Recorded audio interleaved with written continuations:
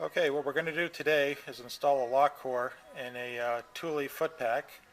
And what we have here is the lock core that will go into the foot pack, the key for the lock core, and a Thule installation key, which doesn't have any teeth.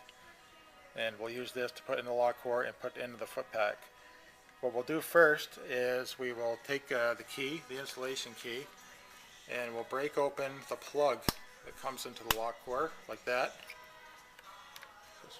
Break it open like that. There may be some debris in here, which you may have to kind of clean out with your fingers and the lock, or the key rather.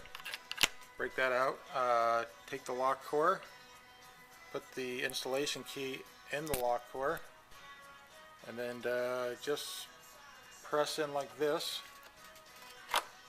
and then just pull the installation key out.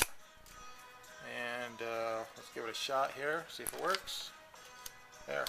Your foot is now locked on to your vehicle.